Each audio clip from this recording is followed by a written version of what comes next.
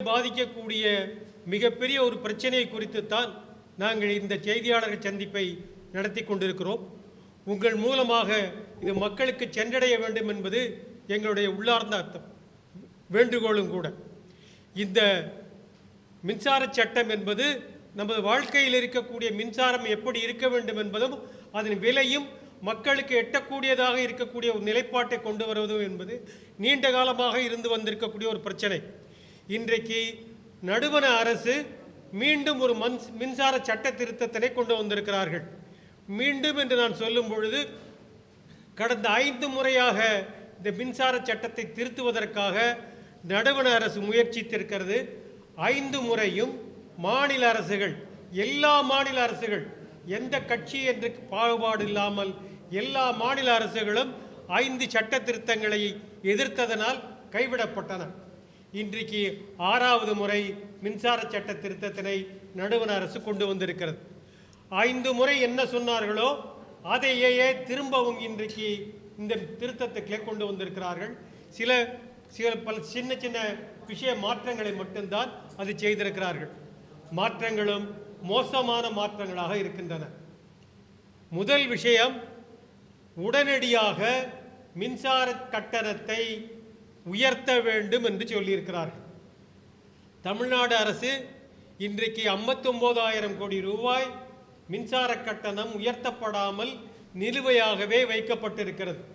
இந்த 59,000 கோடி ரூபாயையும் மின்சார கட்டணமாக உயர்த்த வேண்டும் என்று இந்த சட்ட திருத்தம் சொல்லுகிறது. அப்படி உயர்த்தினால் இன்றைக்கு இருக்கக்கூடிய மின்சாரத்தின் விலையிலிருந்து 80% மின்சாரத்தினுடைய விலை உயரும். சாதாரண மக்களால் மின்சாரம் வாங்க முடியாது என்ற நிலைப்பாட்டுக்கு வரும். ரெண்டாவதாக இந்த மின்சார சட்டம் என்ன சொல்லுகிறது என்றால், மின்சார விநியோக பகுதிகள் அத்தனையுமே அப்படியே தனியாருக்கு கொடுத்து விடுங்கள் என்று சொல்லுகிறது.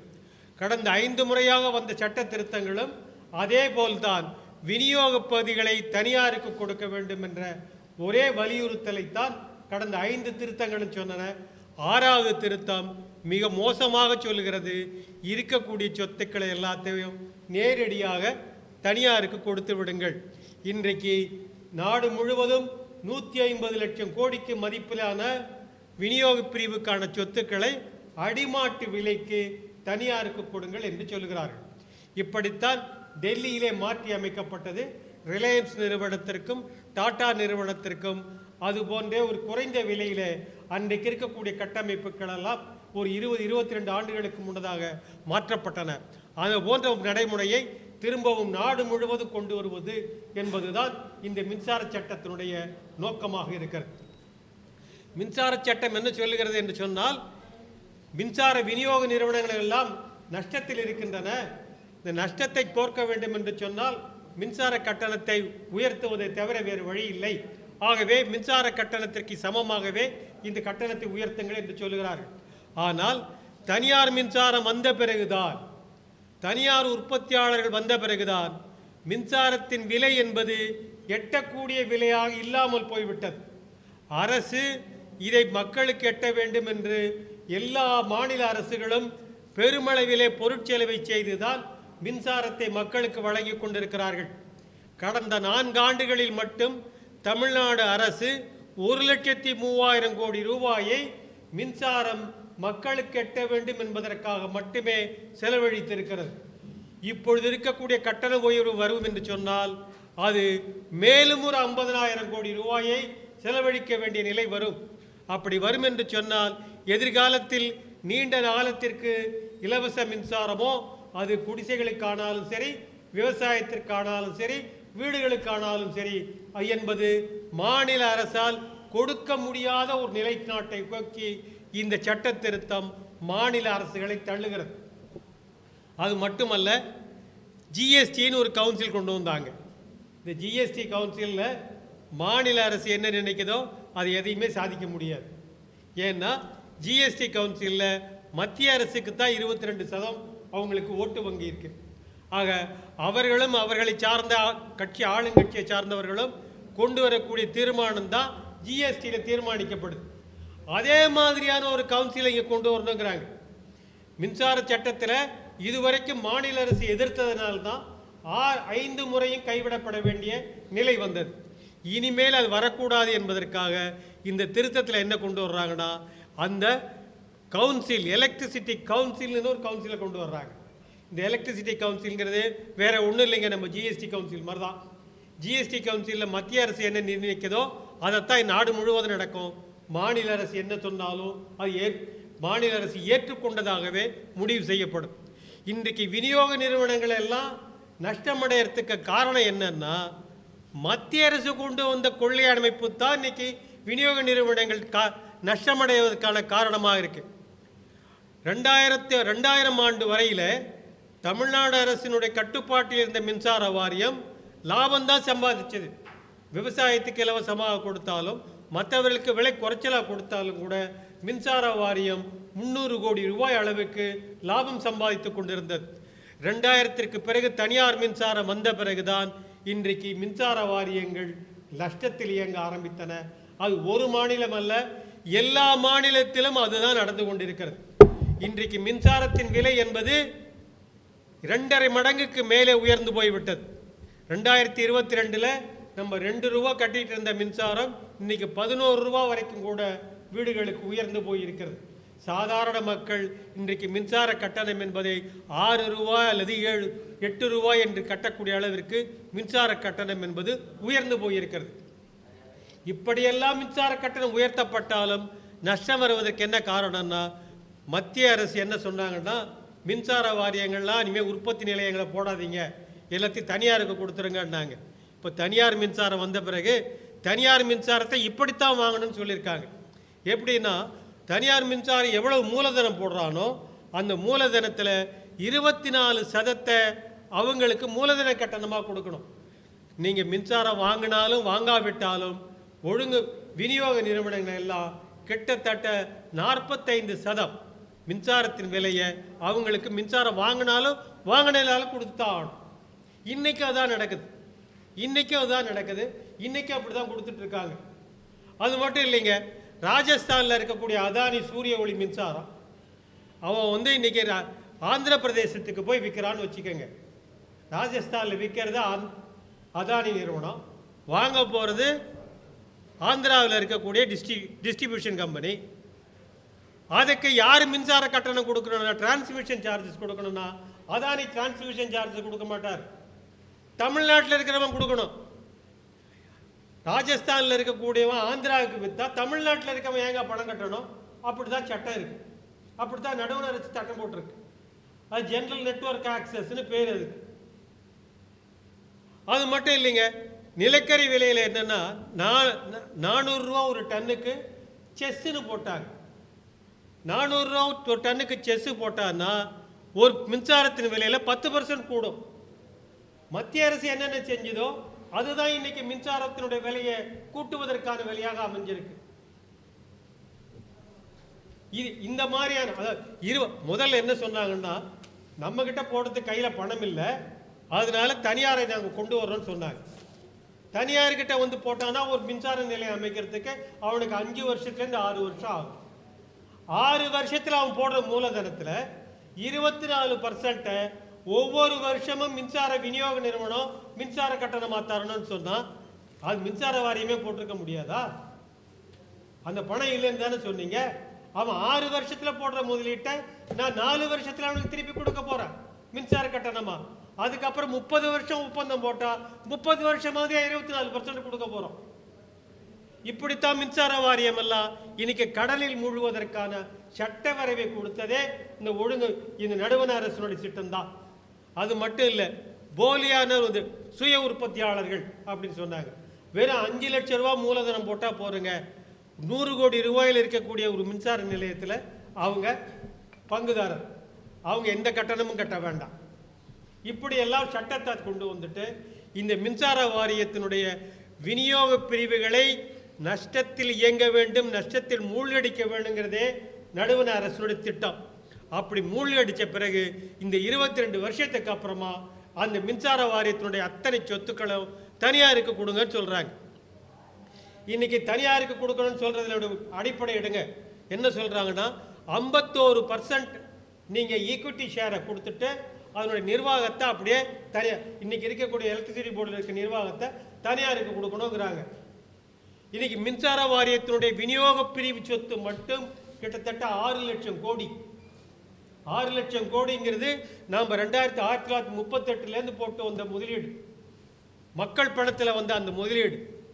இன்னைக்கு கிட்ட 6 லட்சம் கிலோமீட்டருக்கு மட்டும் வெறும் எல்டி லைன் இருக்குங்க. அவரப்பந்தல் மாதிரி தமிழ்நாடு முழுக்க நாம் 6 லட்சம் கிலோமீட்டருக்கு லைன் போட்டிருக்கிறோம். கிட்டத்தட்ட 4,50,000 டிஸ்ட்ரிபியூஷன் டிரான்ஸ்ஃபார்மர் ரோட்டில் நிற்கிது பார்த்தீங்களா, அது மாதிரி டிரான்ஸ்ஃபார்மர் போட்டிருக்கிறோம். 3,60,00,000 பேர் இன்னைக்கு கன்சியூமராக இருக்கிறாங்க. எவ்வளோ பெரிய பேஸ்! இந்த கன்சியூமர் பேஸை வச்சுட்டான்னா வேறு எந்த தனியார் நிறுவனமும் என்ன வியாபாரம் வேணாலும் பண்ணலாம். சாதாரண தெருவில் படுத்திருக்கிறவங்கலேருந்து பெரிய கோபுரத்தில் இருக்கிறவங்க வரைக்கும் எல்லாரையும் ஒன்றிணைக்கக்கூடிய ஒரே இடம் மின்சார விநியோக பகுதி. இது தனியாருக்கு கொடுக்கணுங்கிறாங்க. ஒன்றும் இல்லை, ஒரு டாடா நிறுவனத்தை எடுத்தீங்கன்னா உப்புலேருந்து சாஃப்ட்வேர் வைக்க விற்கிறான். உப்பு விற்கிறான், காப்பி பொடி விற்கிறான், டீ தூள் விற்கிறான், தங்கம் விற்கிறான், ஏரோப்ளைன் விற்கிறான், எல்லாத்துலேயும் பண்ணுறான்.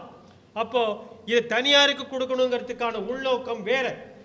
அது மட்டும் இல்லைங்க, சாதாரண மக்கள் இன்னைக்கு இருக்கக்கூடிய தொழில் நிறுவனங்கள், ரயில்வேஸ், இதுக்கு எல்லாத்தையும் கட்டணம் குறைக்கணுமா, சாதாரண மக்களுக்கு கட்டணத்தை உயர்த்தணுமா? இதுதான் இந்த மின்சார சட்டம் சொல்லு. இந்த மின்சார சட்டமும் கைவிடப்பட வேண்டும். ஏன்னா இந்த 6 லட்சம் கோடிக்கான மின்சாரத்தில் தனியார் வந்து முதலீடு போட்டு 51% எவ்வளோ போடுவோம் தெரியுமா? ஈக்விட்டியில் 51%. ஈக்விட்டிங்கிறது 5,600 கோடி தாங்க இருக்கு. 2,500 கோடி கொடுத்தான்னா மின்சார வாரியத்தினுடைய சொத்தை அவனுக்கு அப்படியே கொடுத்துருவாங்க. இது இங்கே நடக்காம இல்லை. இதுதான் டெல்லியில் நடந்தது. ரிலையன்ஸுக்கு அப்படி தான் கொடுத்தாங்க, டாடா நிறுவனத்துக்கு அப்படி தான் கொடுத்தாங்க. டெல்லியில் இருக்கக்கூடிய ஒரு பகுதியில் வெறும் 187 கோடி ரூபாய், வெறுமனே 187 கோடி ரூபாய் கொடுத்துட்டு தான் டாடா நிறுவனம் ஒரு பெரிய விநியோக நிறுவனத்தை எடுத்திருக்காங்க. இன்னைக்கு அந்த நிறுவனமும் நட்சத்திர போகுதுன்னு சொல்றான். தனியாருக்கு இருக்கக்கூடிய உற்பத்தியாளர்கள் என்ன செஞ்சாலும் அவங்களுக்காக இது இப்போ சோலார் பவரும் விண்ட் பவரும் இருக்குது. இது எப்போ வரும் எப்போ போகும்னே சொல்ல முடியாது. இன்னைக்கு தூத்துக்குடியில் இருக்கு, எண்ணூரில் அனல் மில் நிலையம் இருக்கு, வடசென்னையில் இருக்குன்னா நம்ம நிலையில் உற்பத்தி பண்ணிக்கலாம், எப்போ வேணாலும் கூட்டலாம் குறைக்கலாம். காற்றாலை எப்போ குறைக்கிறது? காற்று அடித்தா தான் வரும், காற்று அடிக்கலைன்னா மின்சாரம் வராது. அந்த மின்சாரத்தை நம்ம கட்டமைப்பில் சேர்க்கறதுங்கிறதே ஒரு கடினமான பணி. அதை சேர்க்கறதுக்கு என்ன பண்ணணும்னா ஒவ்வொரு தடவையும் தெர்மல் ஸ்டேஷனுக்கு ஏற்றி இறக்கிட்டு இருக்கணும். இது சாதாரண நிறுவனம், சாதாரண மிஷின் இல்லை. கிட்டத்தட்ட நீங்கள் 250லேருந்து 500 மெகாவாட் ஒவ்வொரு தடவை ஏற்றி இறக்கிறதுனாலேயே இந்த மின்சாரத்தை கட்டமைக்க முடியும். அப்படி பண்ணதுனால என்னாச்சுன்னா இன்னைக்கு வடசென்னை மின் நிலையத்தில் 600 மெகாவாட், வள்ளூரில் இருக்கக்கூடிய 500 மெகாவாட், ரெண்டுமே நீண்ட காலமாக ரிப்பேரில் இருக்கு. இதுக்கு காரணமே என்னன்னா சோலார் பவரும் விண்டு காற்றாலை தான். இந்த காற்றாலையை இணைக்கலன்னு சொல்கிறாங்க. இது இணைக்கணும்னா காற்றாலை மின்சாரத்தையும் சோலார் மின்சாரத்தையும் கட்டமைப்பில் இணைக்கணும்னா தமிழ்நாடு மின்சார வாரியம் ஒரு யூனிட்டுக்கு 2 ரூபா 4 பைசா செலவழிக்கணும். அப்படி நான் இணைக்க மாட்டேன்னு சொன்னாங்கன்னா அவங்க காசை நீ கொடுக்கணுங்கிறாங்க. அதை இணைக்க முடியல, நான் எடுக்க முடியலன்னு மின்சார வாரியம் சொல்லிச்சுன்னு வச்சுக்கோங்க. அது என்ன சொல்கிறான் மத்திய அரசு? அப்படி இணைக்கலைன்னா நீ அவங்களுக்கு மின்சாரத்தினுடைய விலை என்னவோ அந்த விலையை கொடுக்கணும். மின்சாரத்தை இணைக்காமலே மின்சாரத்துக்கான விலையை கொடுக்கணும்னு மத்திய அரசு ஒரு சட்டத்தை போட்டு, இப்படியெல்லாம் சட்டத்தை போட்டுட்டு விநியோக நிறுவனம் நஷ்டத்தில் நடக்குதுன்னா விநியோக நிறுவனம் நஷ்டத்தில் நடக்க வேண்டும் என்ற ஒரே குறிக்கோளுடன் தான் நடுவண அரசு இந்த விநியோக நிறுவனங்களுக்கு எதிராக சட்டங்களை கொண்டு வந்திருக்கிறார்கள். நீண்ட காலமாக மாநில அரசுகள் இதற்கான மானியத்தை கொடுத்து காப்பாற்றினார்கள். 2021 மின்சார மானியம் என்று தமிழ்நாடு அரசு கொடுத்த மானியம் என்பது 8,900 கோடி ரூபாய். 2024-25 கொடுக்கிறது 16,000 கோடி ரூபாய். மின்சார வாரியத்துடைய நஷ்டத்தை இந்த 4 ஆண்டுகளில் மட்டும் எடுத்துக்கிட்டது 48,000 கோடி ரூபாயை மாநில அரசு கொடுத்திருக்கு. 2021 சுகாதாரத்துக்காக ஒதுக்கப்பட்ட தொகை 18,000 கோடி. இன்னைக்கு 2024-25 சுகாதாரத்துறைக்காக ஒதுக்கப்பட்டிருக்குது 22,000 கோடி. 2021 மின்சாரத்துறைக்குன்னு ஒதுக்கப்பட்ட தொகை வந்து 13,000 கோடி. இன்னைக்கு மின்சாரத்துறைக்கு ஒதுக்கப்பட்டிருக்கிறது 32,000 கோடி. அப்போ இந்த மின்சார வாரியத்தினுடைய நஷ்டத்தை தமிழக அரசு ஏற்றுக்குமே, மாநில அரசு ஏற்குமே ஆனால் அது எங்கே போய் முடியுது? சுகாதாரத்துறையில் முடியுது, கல்வித்துறையில் முடியுது. சுகாதாரத்துறையில் நர்ஸில் இருக்கிறவங்களுக்கு பணம் கொடுக்க முடியல, 15 ரூபாயை வச்சுட்டு சம்பளத்தில் வேலை வாங்கணுங்கிறாங்க. அதே மாதிரி உயர்கல்வித்துறையில் இருக்கக்கூடிய எந்த பதவிகளையும் நிரப்ப முடியல, அதுக்கான ஒதுக்கீடு இல்லை. எல்லா ஒதுக்கீட்டையும் மின்சார வாரியமே சாப்பிட்டுட்டு இருக்கு. மின்சார வாரியத்திற்கான நஷ்டம் எல்லாம் யாருக்கு இருக்க போகுதுன்னா தனியாராக இருக்கக்கூடிய உற்பத்தியாளர்களுக்கு போகுது. அவங்க அடிக்கிற கொள்ளை அதிகமான கொள்ளை. மின்சார கட்டமைப்பை தனியார் பயன்படுத்திக்கலான்னு ஒரு சட்டம் இருக்குங்க. நீங்கள் வச்சிருக்க இவ்வளோ பெரிய கட்டமைப்பை வந்து ஒரு உற்பத்தியாளர் வச்சுக்கிட்டாருன்னு வச்சுக்கோங்களேன், அவர் வந்து அதை பயன்படுத்திக்கலாம். அப்போ ஒரே கம்பியில் ஒரு 15,000 பேருடைய மின்சாரம் வருது. காற்றாலை மின்சாரம் வருது, சூரிய ஒளி மின்சாரம் வருது, தனியார் உற்பத்தியாளருடைய மின்சாரம் வருது. இந்த உற்பத்தியாளர்கள் மின்சாரத்தெல்லாம் கணக்கீடு பண்ணுவதுங்கிறது மீட்டரில் மட்டும்தான். ஒரு நாளைக்கு 96 விலை இருக்குது மின்சாரத்துக்கு.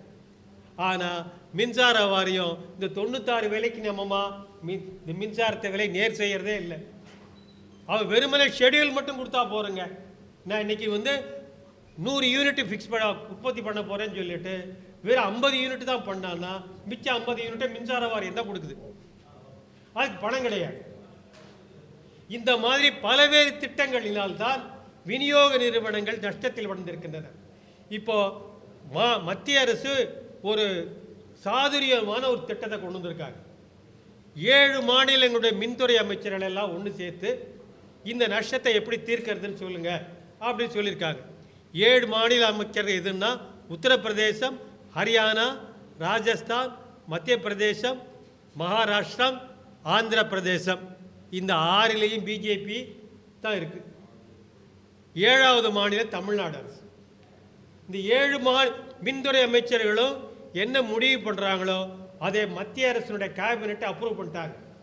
இப்போ அதுதான் அடுத்தாற் போல எல்லா மாநில மின்துறை அமைச்சர்களையும் வச்சு இன்னைக்கு அனுமதி வாங்க போகிறாங்க. அப்படின்னா என்னன்னா இந்த 150 லட்சம்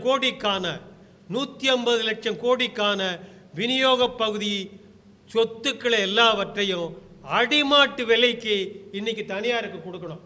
அப்படி தனியாருக்கு கொடுக்கலன்னு மாநில அரசு சொல்லுமானால் அவங்களுக்கு எதிர்காலத்தில் மத்திய அரசு நிதி உதவி செய்யாது. ஆர்இசி பவர் கொடுக்க மாட்டாங்க, பவர் ஃபைனான்ஸ் கார்பரேஷன் கடன் கொடுக்க மாட்டாங்க, நீங்களே என்ன வேணால் பண்ணிக்கங்க அப்படின்னு சொல்கிறாங்க. இதில் தமிழ்நாடு அரசு அமைச்சரும் இருந்திருக்கிறார்.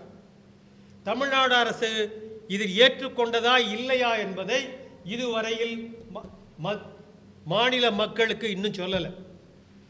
இந்த செய்தியாளர் கூட்டத்தின் மூலமாக தமிழக முதல்வர் அவர்களை நாங்கள் வலியுறுத்துகிறோம். தனியார் மயப்படுத்துதலை தமிழ்நாடு மின்துறை அமைச்சர் அந்த குழுவில் ஏற்றுக்கொண்டாரா? இது தனியார் மயப்படுத்துவதை தமிழ்நாடு அரசு ஏற்றுக்கொள்ளப் போகிறதா, எதிர்க்கப் போகிறதா என்பதை தமிழக மக்களுக்கு சொல்ல வேண்டிய கடமை தமிழ்நாடு அரசுக்கு இருக்கிறது. அது சொல்ல வேண்டும் என்று நாங்கள் முதல்வர் அவர்களை வலியுறுத்தி கேட்டுக்கொள்கிறோம். ஆக இப்படியெல்லாம் வருமே என்று சொன்னால் மின்சாரத்தின் விலை இன்றைக்கு குறைந்தபட்ச விலை என்பது 4 ரூபாய் 90 பைசா. இதுக்கு தான் மானியம் கொடுத்து நமக்கு எட்டுற மாதிரி விலையில் வச்சுருக்காங்க. இப்போ இனிமே இவங்க சொல்கிற மாதிரி 80% கூட்டினாங்கன்னா 8 ரூபா 43 பைசா வரும் ஒரு யூனிட். மாநில அரசு நிச்சயமாக நீண்ட காலத்திற்கு மானியம் அளிக்க முடியாது. இலவச மின்சாரம் என்பது சாத்தியமில்லாமல் போகும். மாநில அரசு மக்கள் கையில் இருந்து மின்சாரங்கிறது அந்நியப்பட்டு போகும். இன்றைக்கி உச்ச நீதிமன்றம் ஒரு தீர்ப்பில் சொல்லியிருக்காங்கங்க.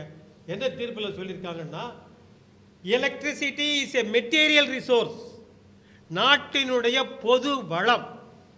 இந்த பொது வளத்தை மாநில அரசு எல்லா மக்களுக்கும் பங்களிக்கிற மாதிரி தான் பண்ணணும்னு சொல்லியிருக்காங்க.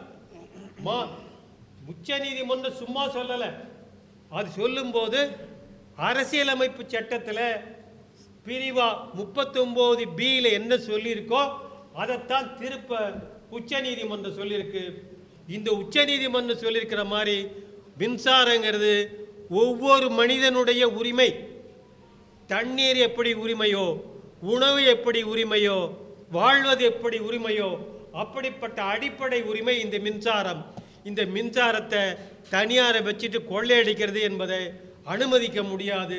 அவர்கள் கொள்ளையடிக்க வேணுங்கிறதுக்காகவே நடுவண் அரசு எல்லா திட்டத்தையும் கொண்டு வந்துட்டு இருக்காங்க.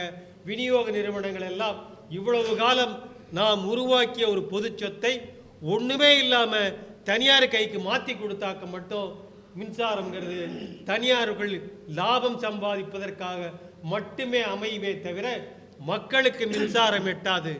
மக்களிடமிருந்து மின்சாரம் தள்ளி போய்விடும்.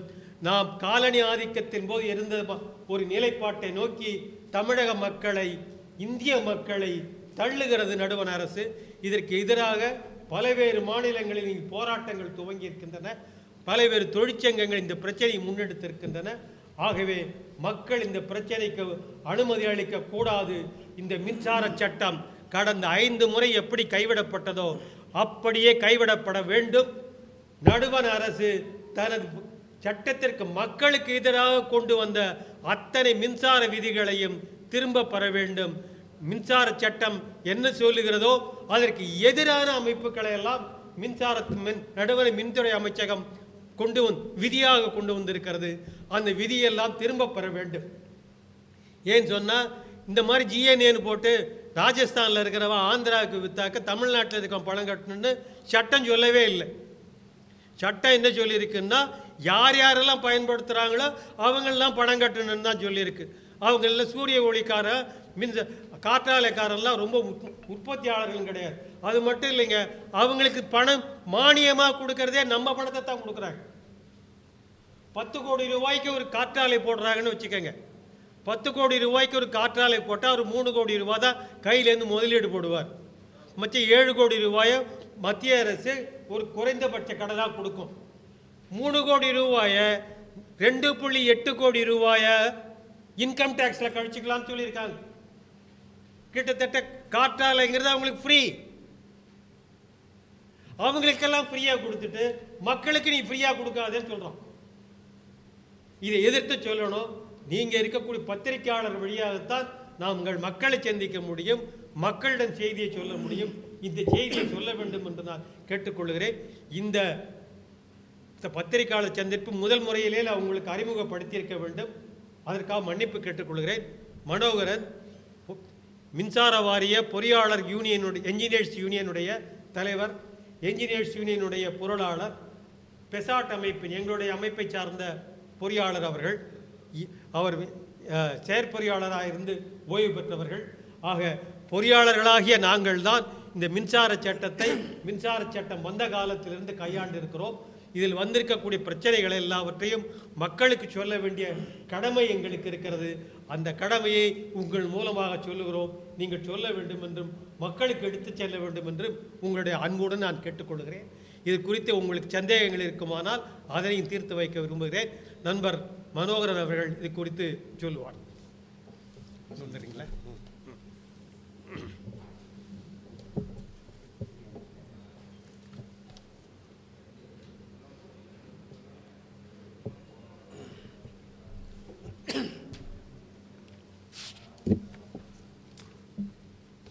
அனைவருக்கும் வணக்கம்.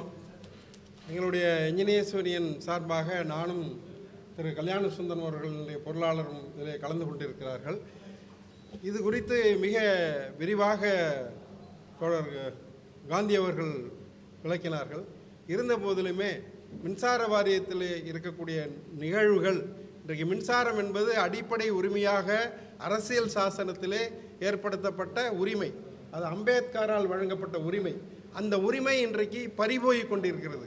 ஏனெனில் இப்போ நீங்கள் எப்படி கடந்த காலங்கள் எல்லாம் மின்சார வாரியம் இந்த மக்களுக்கான சாதாரண ஜனங்களுக்கு என்னென்ன சலுகைகளை கொடுத்தது அப்படின்னு பார்த்தோம்னா, அப்போ என்ன பண்ணுவாங்கன்னா, இந்த நாட்டில் இருக்கக்கூடிய தொழிற்சாலைகள் எல்லாம் இங்கே இருக்கக்கூடிய இயற்கை வளங்களை பயன்படுத்தி கொண்டிருக்கிறது. இந்த இயற்கையை மாசுபடுத்தி கொண்டிருக்கிறது பல்வேறு தொழிற்சாலைகள். அதனால் தொழிற்சாலைகளுக்கு கிராஸ் சப்சிடி என்று சொல்லக்கூடிய ஒரு யூனிட்டுக்கு அதிகமாக, உற்பத்தியோடு அதிகமாக கொடுப்பாங்க, வசூல் பண்ணுவாங்க. அந்த அதிகமாக வசூல் பண்ணுற தொகையை தான் இங்கே இருக்கக்கூடிய மக்களுக்கு, சாதாரண ஜனங்களுக்கு, இந்த குடிசையில் இருக்கிறவங்க, அடிப்படையில் குறைச்சலாக மின்சாரம் பயன்படுத்தக்கூடியவங்க, இவங்களுக்கெல்லாம் மானியமாக வழங்கினாங்க. அதே மாதிரி விவசாயத்துறைக்கும் மானியமாக வழங்கப்பட்டு விவசாயத்துறைக்கு ஃப்ரீ எலக்ட்ரிசிட்டியாக வழங்கினாங்க. இந்த கிராஸ் சப்சிடி அவங்களுக்கு வந்து தொழிற்சாலைகளுக்குலேருந்து வசூல் பண்ணி கிட்டத்தட்ட இன்றைக்கு 68 ஆண்டு, இன்னைக்கு ஒரு நாள், ஒரு வருஷம், 2 வருஷம் கிடையாது, 68 ஆண்டுகளாக நடைமுறையில் இருக்கக்கூடிய இந்த விஷயங்களை இன்றைக்கு திடீர்னு மாற்றுறான். எதுக்கு மாற்றுறான்னா, தொழிற்சாலைகளுக்கு சலுகைகள் அளிக்கப்பட வேண்டும். இன்றைக்கி பேசஞ்சர்ஸ் கிட்டத்தட்ட சாதாரண ஜனங்கள் எல்லாம் இந்த ரயில்வே துறை உபயோகப்படுத்திகிட்டு இருக்காங்க. அந்த ரயில்வே துறையிலையும் அதே மாதிரி தான் ஹை கிளாஸில் இருக்கக்கூடியவங்கள வசூல் பண்ணி 44% தான் நம்ம இன்றைக்கு கொடுக்குறோம். நம்ம ஒவ்வொரு டிக்கெட்லேயும் 56% என்பது அங்கே மேலே இருந்து வசூல் பண்ணக்கூடிய அதிகமான தொகையை பயன்படுத்தி கீழே இருக்கிறவங்களுக்கு சலுகை கொடுக்குறாங்க. இந்த சாதாரண குரூப்பில் இருக்கக்கூடியவங்களுக்கு அன்ரிசர்வ்டு அந்த மாதிரி இருக்கிற குரூப்புக்கு. ஆனால் இப்போ அதையெல்லாம் மாற்றி அது போன்ற சலுகைகள் பெற்று வந்த இந்த சாதாரண ஜனங்கள் இன்றைக்கு முன்னேற்றம் என்பது இதையெல்லாம் மாற்றி இந்த சமூக முன்னேற்றம் எல்லாருக்குமாக இருக்கக்கூடிய இந்த முன்னேற்றத்தை ஒரு பகுதி மட்டுமே இன்றைக்கு பயன்படுத்தக்கூடிய வகையில் இந்த மின்சார சட்டத்தை இன்றைக்கு மாற்றி, அது மின்சார சட்டம் வந்தபோது கூட சொன்னான். என்ன சொன்னாங்கன்னா, 21 ஸ்டேட் எலக்ட்ரிசிட்டி போர்டு இருந்தது, அதில் எல்லாம் லாஸில் இருக்குது. அப்போ 1.5 லட்சம் கோடி தான் மொத்தமாக லாஸ் இருந்துச்சு, எல்லாம் இருந்தது.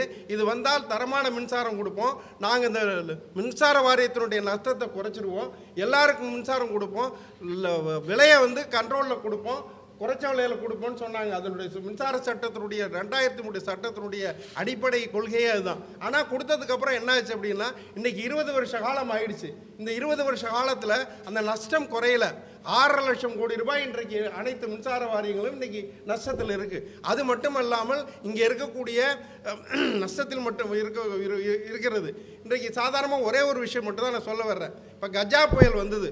இந்த கஜா புயலில் பொறுத்த வரைக்கும் 3,31,000 கம்பம் விழுந்துச்சு. அதே மாதிரி வந்து கிட்டத்தட்ட 31,000 கிலோமீட்டர் கண்டக்டர் வந்து காலி ஆகிடுச்சு.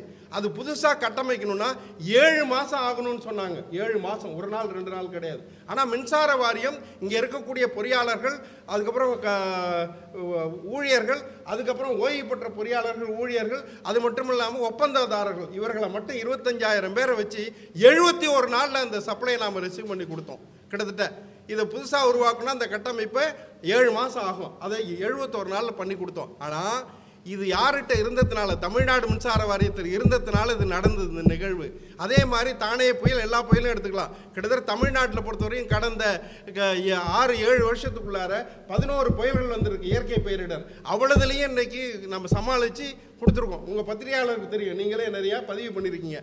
ஆனால் ஒரிசாவில் முதலாக பிஎஸ்சிஎஸ்ன்னு ஒரு கம்பெனி, பிஎஸ்சிஎஸ் தானே சார், ஏஇஎஸ் என்ற கம்பெனி அவங்களுக்கு கொடுத்தாங்க.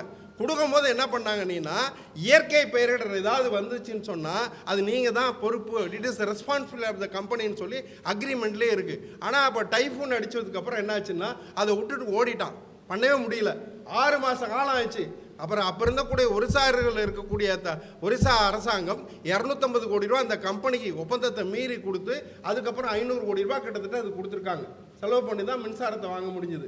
ஸோ அதை மாதிரி விட்டுட்டு ஓடிடுவான். ப்ரைவேட்டை பொறுத்த வரைக்கும் உங்களுக்கு எல்லாரும் தெரியும், நாங்கள் வந்து தனியார் துறை என்பது எதுவுமே லாபம் இல்லாமல் எதுவுமே இருக்காது. இன்றைக்கு இருக்கக்கூடிய சலுகைகள் எல்லாம் பொதுத்துறையாக இது நீடிக்கிற வரைக்கும் தான். இந்த பொதுத்துறையாக நீடிப்பதுக்கு இதுக்கு முன்னாடி இந்த அரசனுடைய கொள்கைகள் தான்.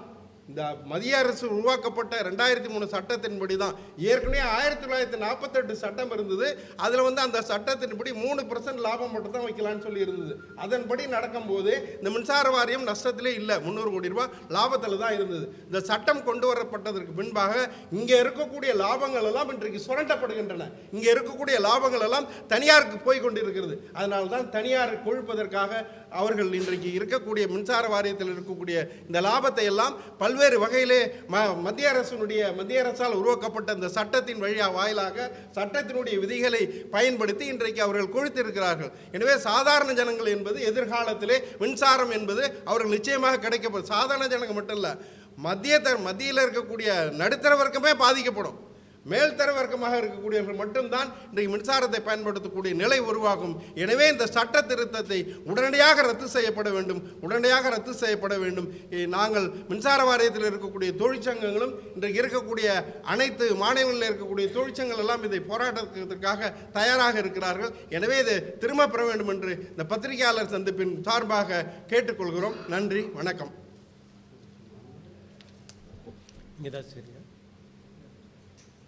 வேற ஏதாவது கேள்விகள் இருந்தால் பதில் சொல்லுங்க.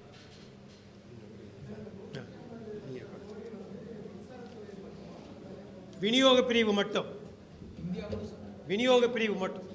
பிரிவு மின்சார வாரியத்தில் மின்சாரம் உற்பத்தி தொடர் அமைப்புன்னு இருக்கு. இந்த தொடர் அமைப்புங்க டிரான்ஸ்மிஷன், உற்பத்திங்கிற ஜென்ரேஷன். இப்போ நாங்கள் சொல்றது இந்த 150 லட்சம் கோடிங்கிறது வந்து விநியோக பிரிவு, டிஸ்ட்ரிபியூஷன் மட்டும்தான். அது தனி உற்பத்தி நிலையங்கள் இருக்கு, தனியாக இருக்கு. அது ஏற்கனவே உற்பத்தியில் பாதிக்கு மேலே தனியார் மயப்படுத்தியாச்சு. இன்னைக்கு இருக்கக்கூடிய சூரிய ஒளி மின்சாரமானாலும் காற்றாலை மின்சாரமானாலும் எல்லாம் தனியாரோட மின்சாரம் தான். பொதுத்துறையில் எந்த சூரிய ஒளி மின்சாரமும் இல்லை, காற்றாலை மின்சாரமும் இல்லை, எல்லாமே தனியாரோட மின்சாரம் தான். 2000க்கு அப்புறமா வந்த எல்லாமே தனியாரோட மின்சாரமாக தான் வந்திருக்கே தவிர பொதுத்துறை மின்சாரம் வந்தது கிடையாது. ஒன்றும் இல்லை, ஒரு உதாரணத்துக்கு சொல்கிறோம். நெய்வேலி பக்கம் தான் நம்ம தமிழ்நாட்டிலே இருக்கக்கூடிய நிலக்கரி. நாம் இப்போ எங்கேருந்து நிலக்கரி கொண்டு வர்றோம்? வட சென்னைக்கும் மற்றதுக்குன்னா வட மாநிலத்திலேருந்து கொண்டு வர்றோம். 4000 ரூபா டன்னு, 4000 ரூபாய்க்கு இருக்கக்கூடிய நிலக்கரியை இங்கே கொண்டு வந்து சேர்க்கறதுக்கு 6500 ரூபா ஆகுது. 2500 ரூபா ஒரு டன்னுக்கு நம்ம கூலியாக தரோம். தமிழ்நாட்டிலே இருக்கக்கூடிய நிலக்கரி இருக்குது இல்லையா, அதை எடுத்து போடுறதுக்கு STCMSன்னு ஒரு 0 யூனிட்னு ஒரு யூனிட்டை மாநில அரசு 95 போட்டாங்க. அது தனியாருக்கே கொடுத்தாகணும்னு தனியாருக்கு கொடுத்தாங்க. நம்ம மாநிலத்தில் இருக்கக்கூடிய நிலக்கரி சுரங்கம், அந்த சுரங்கத்தில் நம்ம மாநில அரசே போடக்கூடிய மின்சார உற்பத்தி நிலையத்தை நீங்கள் போடக்கூடாது, தனியாருக்கு தான் கொடுக்கணும்னு சொல்லி STCMSன்னு ஒரு கம்பெனி கொடுத்தாங்க. STCMS ஒரு லாபம் சம்பாதிச்சுட்டு 10 வருஷத்தில் அவன் போயிட்டான். அதுக்கப்புறமா தக்கான்னு ஒரு கம்பெனி துபாயிலேருந்து வந்து வாங்கி அவன் ஒரு லாபம் சம்பாதிச்சான். இப்போ அவன் 10 வருஷம் கழித்து போயிட்டான். இன்றைக்கி மேகா இன்ஜினியரிங்னு உங்களுக்கெல்லாம் சில பேருக்கு தெரிஞ்சிருக்கும். அந்த மேகா இன்ஜினியரிங் இது வாங்கியிருக்கு. நெய்வேலி நிலக்கரியை பயன்படுத்தி நெய்வேலி கொடுக்கக்கூடிய மின்சாரத்தின் விலை, நிலக்கரி விலை எவ்வளோன்னு சொல்கிறோன்னா 3 ரூபா 43 பைசா. ஆனால் இதே தக்கா கம்பெனி கொடுக்கக்கூடியது எவ்வளோன்னா 4 ரூபா 43 பைசா.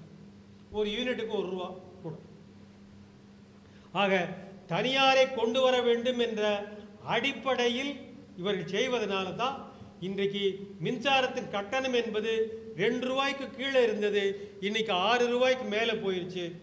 6 ரூபாய்க்கு மேலே போனாலும் மின்சார வாரியத்துக்கு நஷ்டம்னு சொல்றாங்க. இந்த இடைப்பட்ட காலத்தில் வந்திருக்கக்கூடிய எல்லா லாபமும் எங்கே போச்சுன்னா தனியாருக்கு போயிருக்கு. எல்லா லாபமும் தனியாருக்கு போயிருக்கு.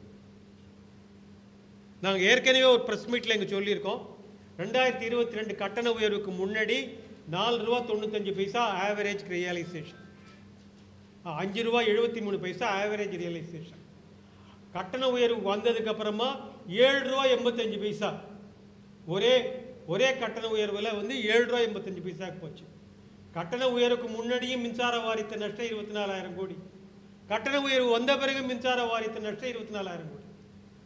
அப்போ கட்டண உயர்வுக்கும் நஷ்டத்துக்கும் மின்சார வாரியத்துக்கு சம்பந்தமே இல்லை.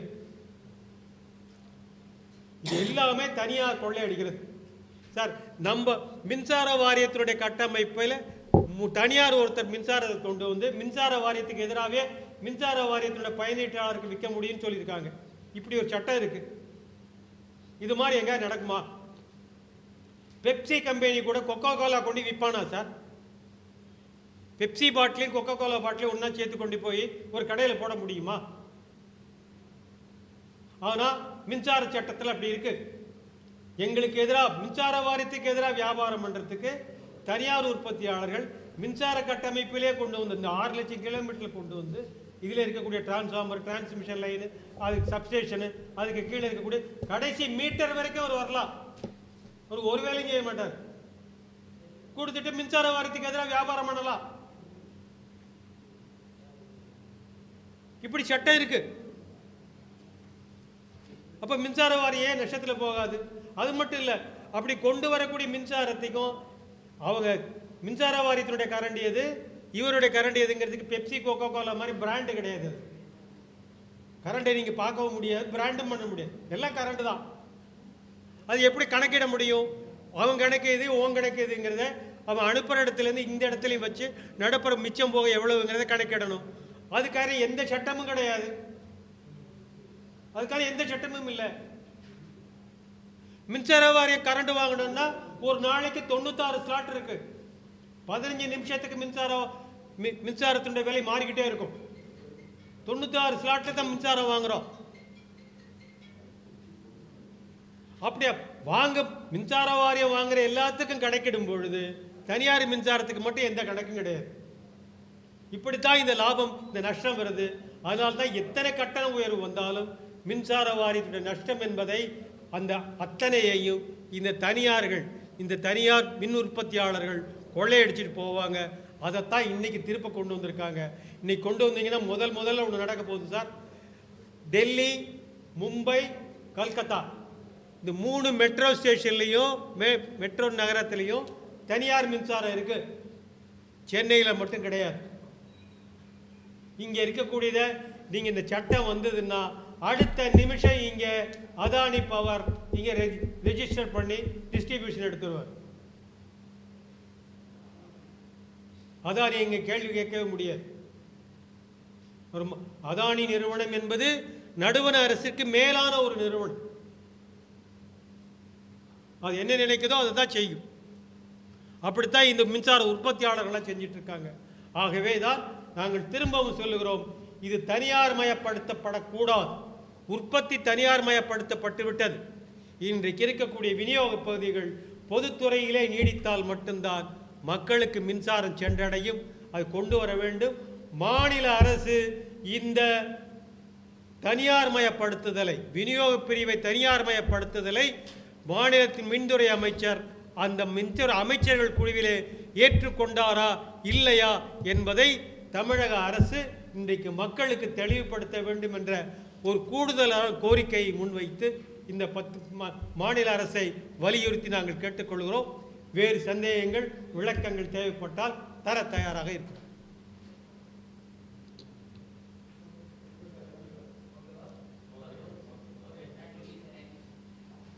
ஓகே